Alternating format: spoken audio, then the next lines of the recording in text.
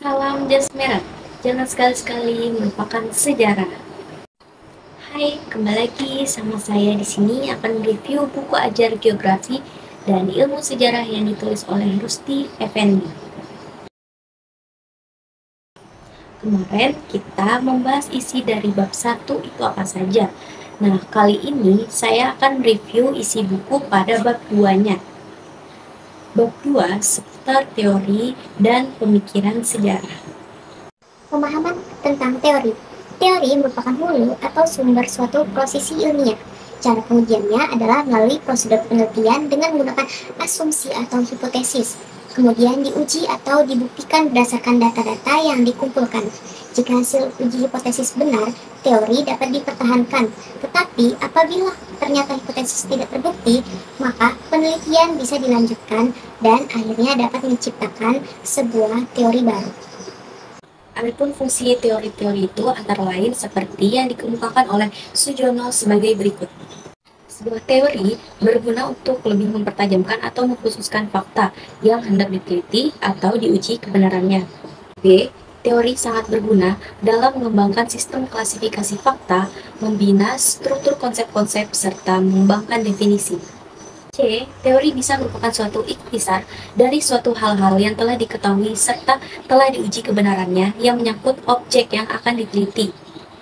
D. Teori memberikan kemungkinan kepada prediksi kejadian atau peristiwa mendatang karena telah diketahui sebab dan ramalan yang akan terjadi. Terakhir, teori memberikan petunjuk-petunjuk kekurangan kepada penelitinya. Nah, materi selanjutnya yaitu teori-teori dalam sejarah. Yang pertama, teori gerak sejarah. Hakikat teori sejarah adalah suatu gerak yang tumbuh dan berkembang secara evolutif. Apa itu evolutif? Evolutif itu berkembang secara perlahan dan bertahap dari sebuah gambaran peristiwa sejarah masa lampau secara kronologis. Urutan kronologis merupakan pokok teori untuk menggambarkan gerak sejarah. Teori gerak sejarah dapat diuraikan sebagai berikut. Yang A, teori gerak sejarah bagi masyarakat yang bersahaja atau masyarakat primitif. Yang B, dalam kebudayaan politisme, gerak sejarah ditentukan oleh dewa-dewa. Yang C, dalam kebudayaan monoteisme, maka gerak sejarah ditentukan oleh Tuhan. Yang D, gerak sejarah ditentukan oleh hukum alam atau fatum, qadar atau takdir. Teori ini kemudian berkembang menjadi filsafat. Yang E, determinisme. F, gerak sejarah yang ditentukan oleh manusia itu sendiri. G. Gerak sejarah ditentukan oleh materi, ajaran Karl Marx dalam historis materialis. Yang kedua, teori sejarah persebaran kebudayaan. Saya mengambil dua nama teori dan tokoh yang menganut aliran teori persebaran kebudayaan yang tercatat dalam sejarah, seperti yang dikemukakan oleh Tamuraka, yaitu teori Hellenistik oleh G. E. Smith dan W. J. Ferry. Menurut teori ini, Smith dan Ferry berpendapat bahwa dalam sejarah kebudayaan dunia pada zaman purbakala pernah terjadi sebuah peristiwa difusi besar yang berpangkal di Mesir, kemudian bergerak ke arah timur sampai ke daerah yang sangat jauh. Teori Cultural Revolution oleh V. Gordon Childe, ia mengemukakan teori yang dikenal dengan Cultural Revolution. Intinya bahwa dalam revolusi kebudayaan terjadi melalui tahapan Neolithic Revolution, Urban Revolution, Revolution in Human Knowledge, and Industrial Revolution. 3. Pandangan dan teori sejarah. Ada banyak pandangan dari banyak perspektif yang berbeda.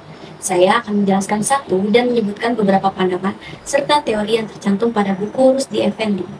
A. Pandangan sejarah menurut hukum fatum. Pandangan sejarah menurut hukum fatum di Indonesia disebut cakra manggiling atau roda berputar. Manusia, menurut cakra manggiling, tidak dapat melepaskan diri dari cakra atau roda yang berputar terus-menerus itu. Nasib manusia telah ditentukan, bergerak naik turun sesuai gerak irama cakra makrokosmo dan mikrokosmo. Tidak perlu lagi memikirkan kejadian apa yang menimpanya karena telah dikodratkan. B. Pandangan sejarah menurut Santo Agustinus. C. Progresif linear menurut Ibnu Khaldun. D. Pandangan sejarah menurut Lambatista Vico. Yang E. Teori sejarah menurut Oswald Spengler. Yang F. Pandangan dan teori sejarah Arnold. G. Sejarah menurut Pitirim Sorokin. H. Teori sejarah menurut William H. Frederick. I. Teori sejarah menurut Mutahari. Nah, materi terakhir pada bab 2 ini yaitu pandangan dan pemikiran sejarah nasional Indonesia. Saya mengambil satu tokoh, yaitu pemikiran Muhammad Yamin tentang sejarah. Pemikiran sejarah nasional Muhammad Yamin mendominasi pemikiran sejarah nasional cukup lama. Pemikirannya memang tak dapat dipisahkan dengan mainstream saat itu yang ingin dikembangkan oleh Presiden Soekarno, yaitu bangkitnya kebanggaan bangsa Indonesia.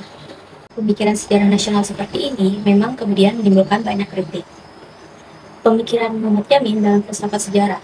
Untuk membentuk filsafat sejarah nasional menurut Muhammad Yamin ialah dengan pemusatan pikiran kepada segala kejadian dan peristiwa sejarah Indonesia dan dalam hubungan dengan sejarah pada umumnya, serta isi kajian filsafat serta nasional mempunyai 4 dasar kajian.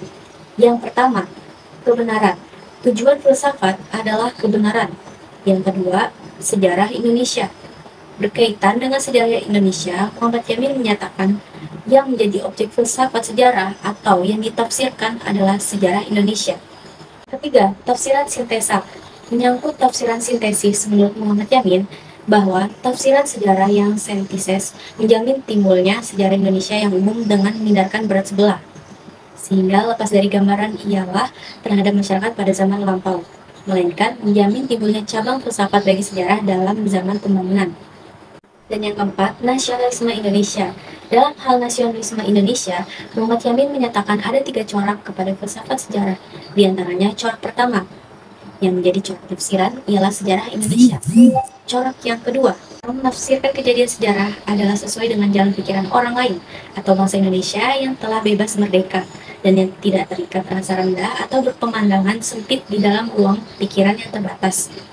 Dan corak ketiga, uraian dengan lisan maupun tulisan sejarah Indonesia memenuhi syarat para pengarang supaya secara subjektif sesuai dengan susila perjuangan kemerdekaan, memenuhi syarat susila pada karangan tulisan sejarah, dan memenuhi syarat ilmu jiwa dan pendidikan pada si pembaca dan si pendengar. Sekian review buku bab 2 pada hari ini. Kurang lebihnya saya mohon maaf, dan wassalamualaikum warahmatullahi wabarakatuh. Sampai ketemu di penjelasan review bab 3.